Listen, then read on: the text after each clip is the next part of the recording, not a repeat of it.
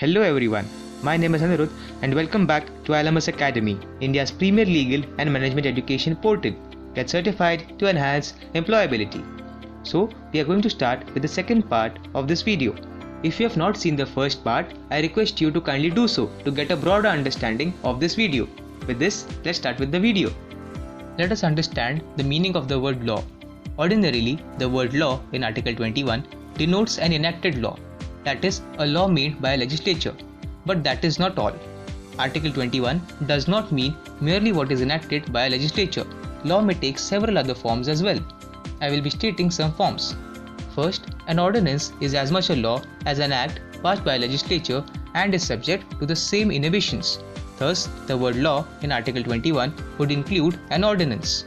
Second, regulations made under the Police Act fall under Article 21. Third, the rules made by the Supreme Court under Article 145 are comprised within the term law in Article 21. Rules made by the High Court under Article 225 fall within the scope of Article 21.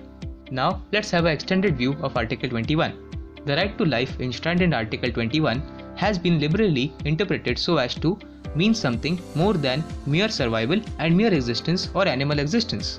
It, therefore, includes all those aspects of life which go to make a man's life meaningful, complete, and worth living. The Supreme Court has taken the view that in order to treat a right as a fundamental right, it is not necessary that it should be expressly stated as a fundamental right. Accordingly, the Supreme Court has implied a whole bundle of human rights out of Article 21 by reading the same along with some directive principles. Article 21 is to be read not only with directive principles but also fundamental duties.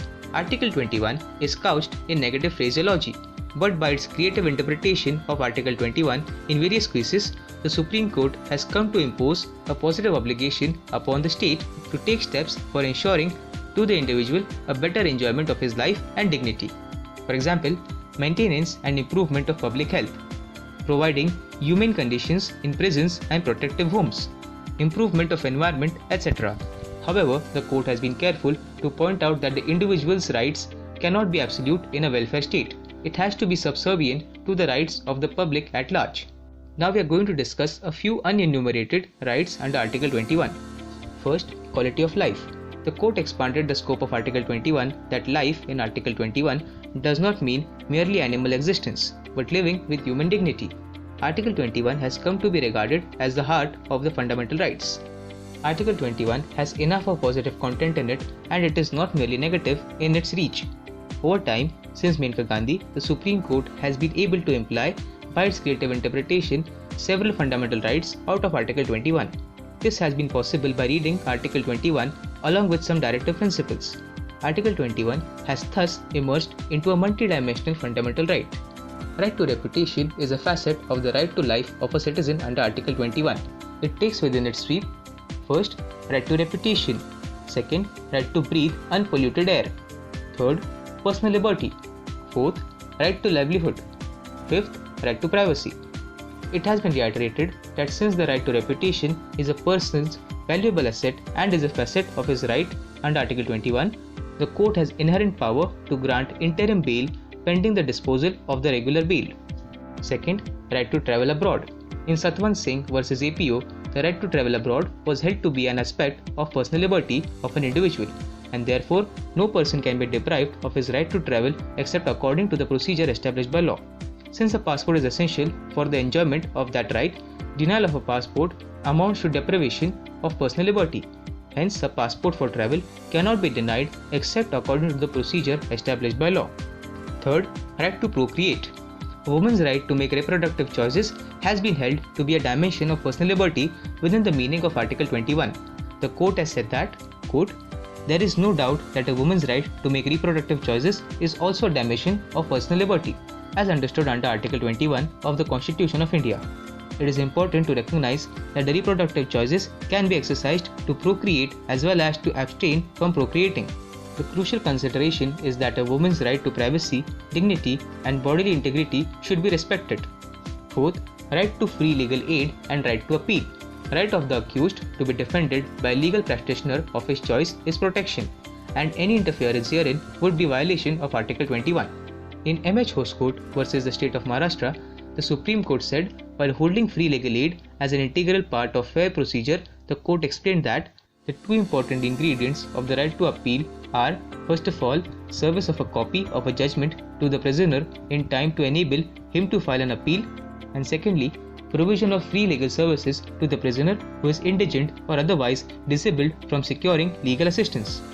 This right to free legal aid is a duty of the government and is an implicit aspect of Article 21 in ensuring fairness and reasonableness. Fifth, right against custodial violence. Life or personal liberty includes the right to live with human dignity. There is an inbuilt guarantee against torture or assault by the state or its functionaries. Torture, assault, and death in custody raise serious questions about the credibility of the rule of law and administration of the criminal justice system. The Apex Court has stated in D.K. Basu versus the State of West Bengal, quote, custodial violence including torture and death in the lockups strikes a blow at the rule of law, which demands that the powers of the executive should not only be derived from law but also that the same should be limited by law. The Supreme Court has stressed that the police torture is disastrous to our human rights awareness and humanist constitutional order.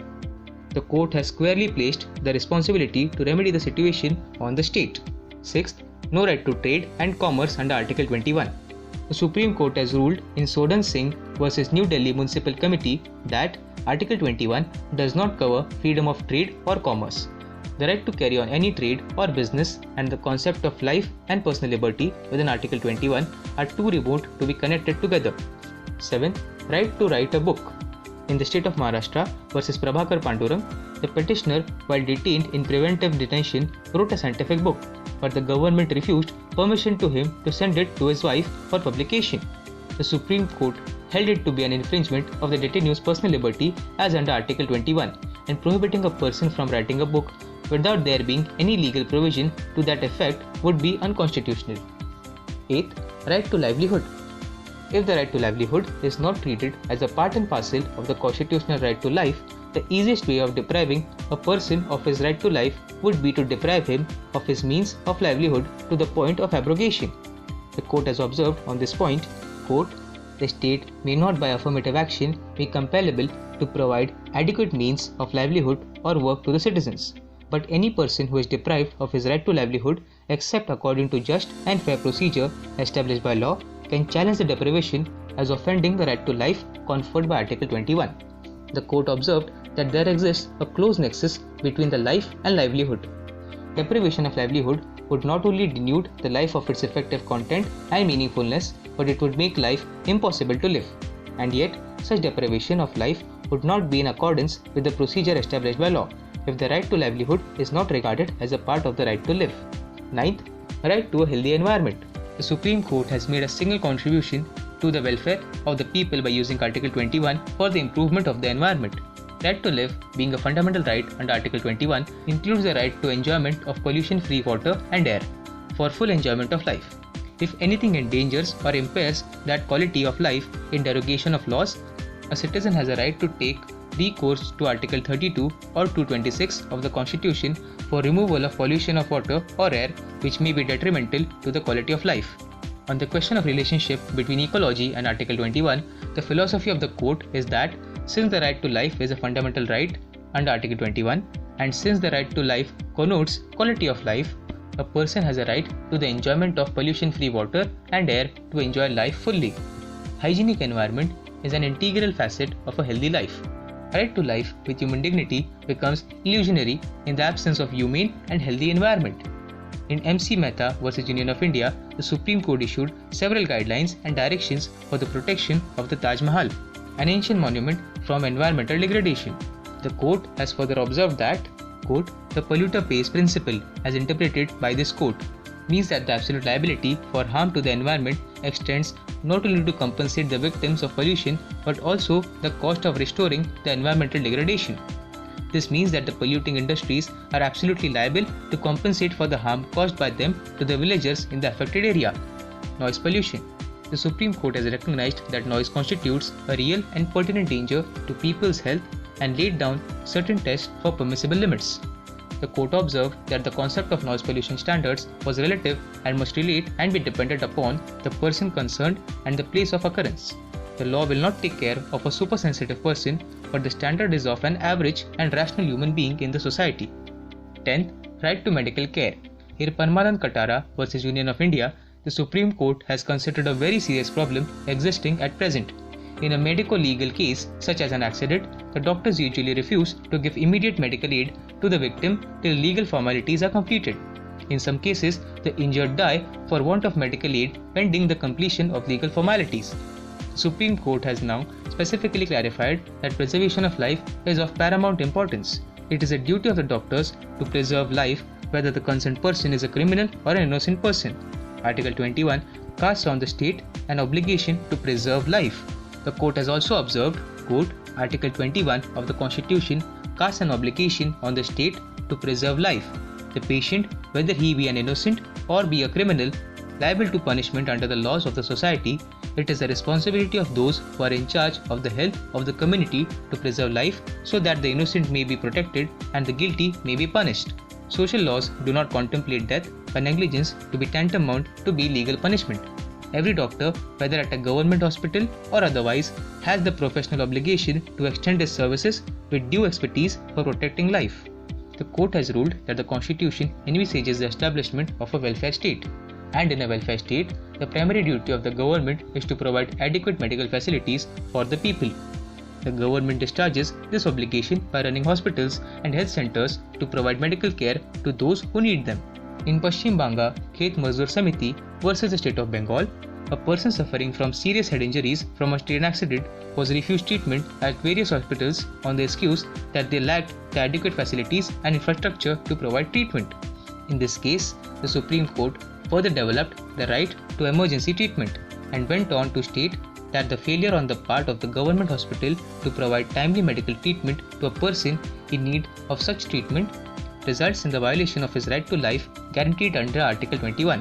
It acknowledged the limitation of financial resources to give effect to such a right but maintained that it was necessary for the state to provide for the resources to give effect to the entitlement of the people to receiving emergency medical treatment.